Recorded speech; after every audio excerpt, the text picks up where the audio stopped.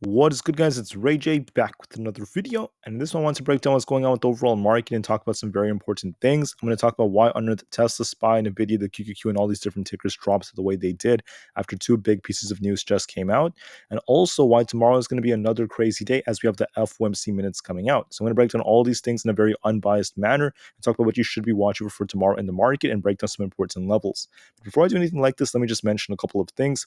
I'm firstly not a financial planner, so make sure you take none of this as financial advice.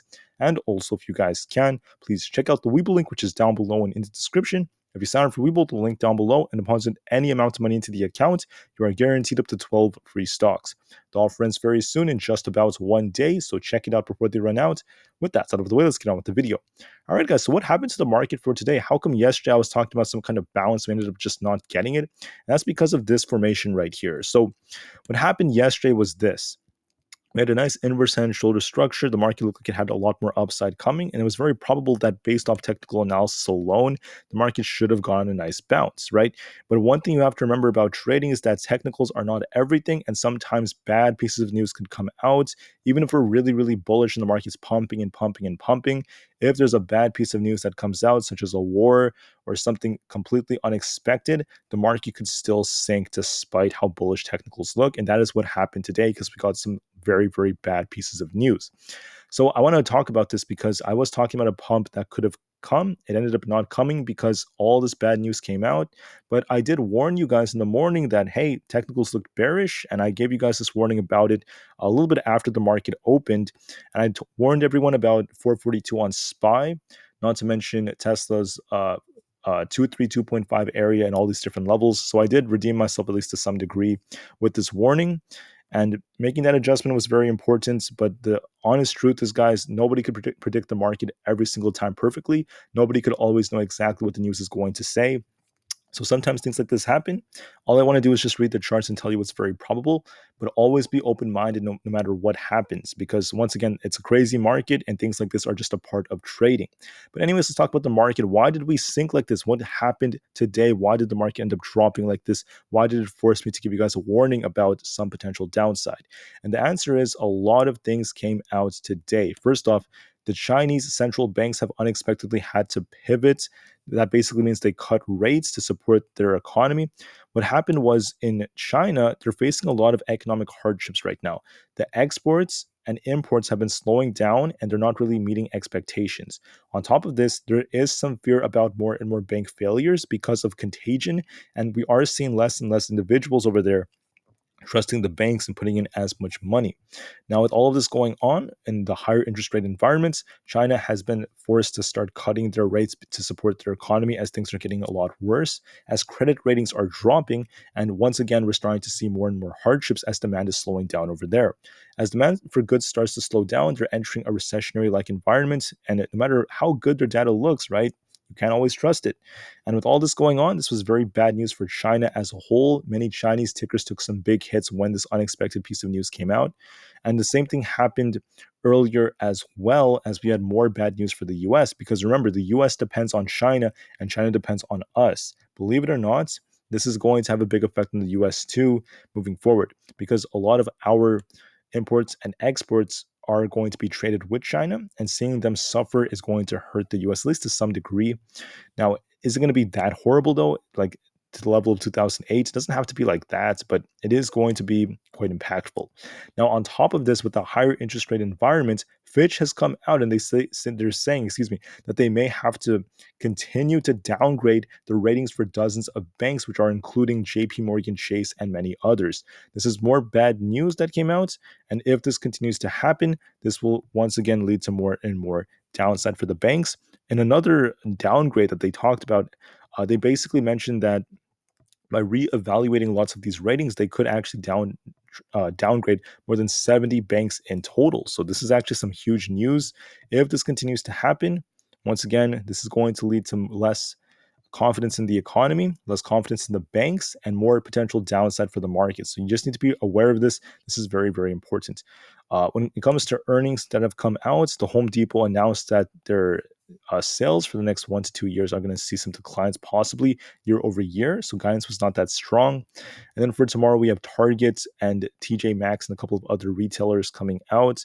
Not to mention for Thursday, we have Walmart. So it's going to be very interesting to witness how their numbers look.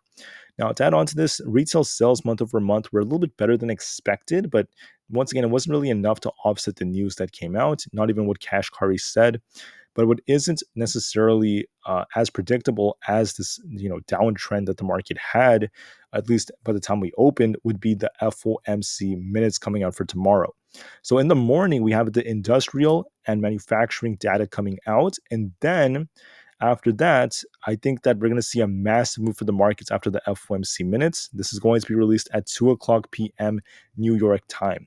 So why is this significant? If you don't know what these are, this is basically like a transcript of the FOMC meeting to give us more insights on the Fed's policies, more insights on the data and all these different things. And this is going to lead to a big move in the markets. The market is going to respond to this. Whatever direction the market moves is going to be pretty big, in my opinion. And we have to be prepared for this at 2 p.m. tomorrow. So be very careful if you're trying to hold any options overnight or any options through this event.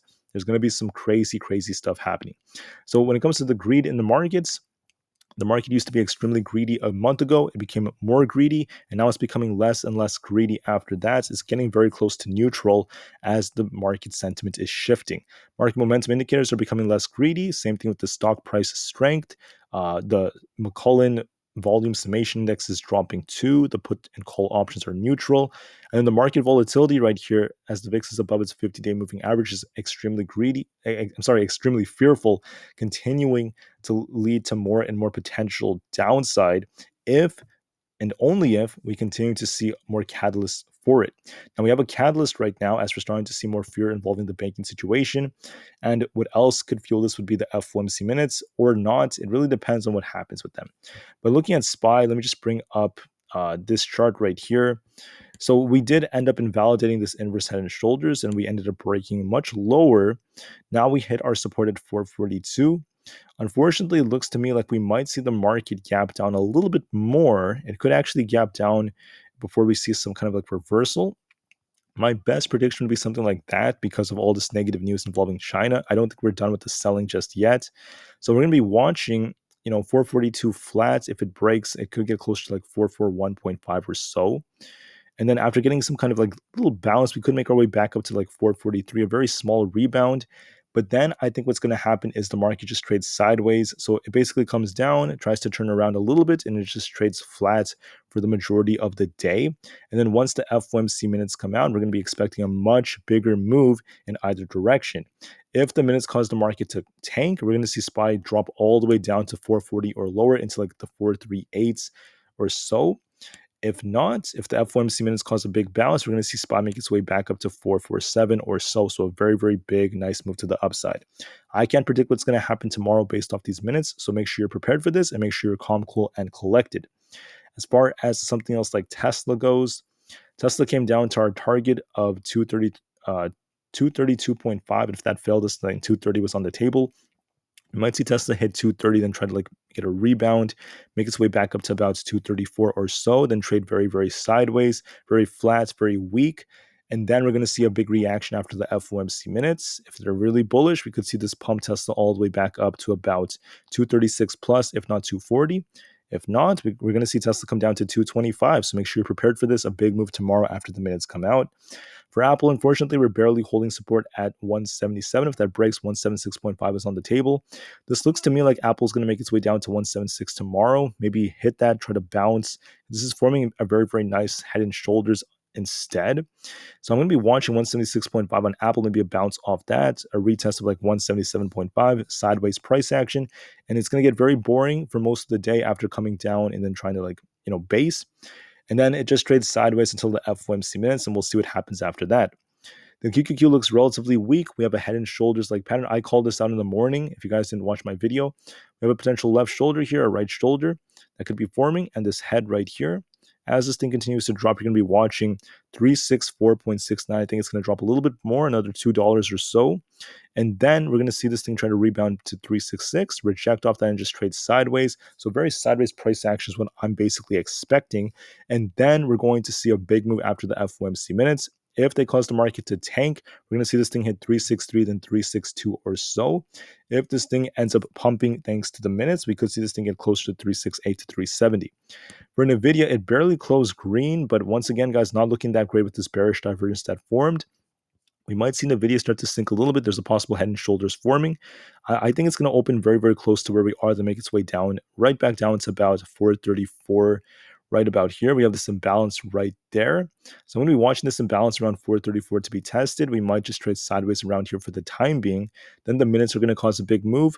If Nvidia ends up getting smacked by the minutes, we could see Nvidia come all the way down to these much lower levels. Don't forget to watch previous resistance as support around 420 or so. And if we end up, getting a pump thanks to the minutes, we could see Nvidia make its way up back into this like 452 plus area. But it all depends on the minutes, so make sure you're prepared for that just to be safe. For AMD, it's basically the same thing. AMD had a bearish divergence that developed today, starting to slow down. It looks more distributive, a lot weaker. There could be a head and shoulders. Technically, it's just not looking that convincing to me, but it still is looking very, very weak. So we're going to be watching this previous resistance becoming support around this 109 area. And I think what's very probable is this is going to come down to like 109 and try to base and just trade sideways. And then if we get a pump from the FOMC minutes, we could see this thing make its way back up to 114. If we drop lower, you're going to be watching 107 then 105. For Netflix, same thing. I mean, this thing rejected off our 200 EMA. We're going to be watching, can this thing try to get an attempt to retest 425? It could actually retest 425 then reject. If you get a big rejection, it could come even lower down to about this 421 area, bounce off that and trade sideways. And we're going to be watching to see how it reacts to the FOMC minutes. It could cause a big move either way. For the NASDAQ, there's a possible head and shoulders forming. Could actually come down to about this 13,580 level and try to bounce off that, trade sideways. And we're going to see what happens after that, depending on all the data and such. Same thing with SPX, not looking that great. It's on a nice downtrend. It all depends on the minutes. Whatever they cause, it's going to be tricky to predict, but I'm going to be open-minded nonetheless. It might come down to about 4,400 flat tomorrow, so we could see it drop a little bit more and then try to bounce, make its way back up to this imbalance at 4,450, then reject off that and trade sideways. And then we're going to see a big reaction after the minutes. If it pumps the markets, it could make its way up to about 4,480. If it causes the market to sink, we're going to see this thing break below 4,400 flat and possibly get closer to the 4,300s.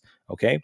On the VIX, looking at the VIX, this thing came up pretty hard, but you have to remember that there is a possible head and shoulders that is still valid. Technically, it has not invalidated this just yet. So it all depends on if we reject off here or not. We could see the VIX get a little bit higher to this resistance at about 16.8. So I could see this thing come a little bit higher because the market may drop a little bit in the morning. And then we might see this thing reject as the market tries to bounce a tiny bit, trade sideways, just like the VIX, and then we're eventually going to see a big reaction after the FOMC minutes. The dollar came up just a little bit. It still is holding up quite decently. The market has slowed down as a result. We will see what happens tomorrow, if it rejects or not.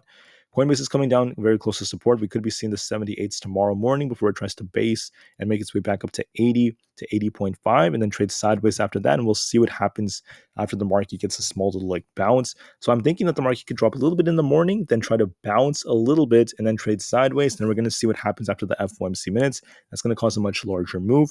For Google, this looks relatively weak now. We have a possible head and shoulders forming. We might see this come all the way down to about 129.5, bounce off that, retest 130.27, trade sideways. Then we're going to see a big move after the FOMC minutes. Who knows what that's going to cause? Always be open-minded. The 10-year Treasury yield is continuing to pump. If this thing keeps going, this could be a bearish signal for the markets. It looks like it could retest 42.41. This does not look like a head and shoulders to me so far, by the way. This just looks like it's trying to push up higher. So be very open-minded and careful when trying to trade this. For Amazon, got a big rejection of Amazon. We're going to be watching 137 as support. It actually held support today. It may come down very close to support at 137 again by the morning, bounce off that to retest 138.23 to 138.79, trade sideways, and we're going to see what happens after that, after the big data drops. On Meta, it's not looking that great. Unfortunately, this thing actually hit about 300, bounced a little bit off of that.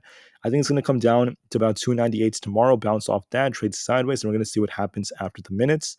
But I'm seeing another retest of 298, then a bounce to like 300 to 305. Then we're going to be watching it to see how it moves from there. So we're going to be watching these levels. We'll see what happens with the FOMC minutes. It's going to be a very big day for tomorrow.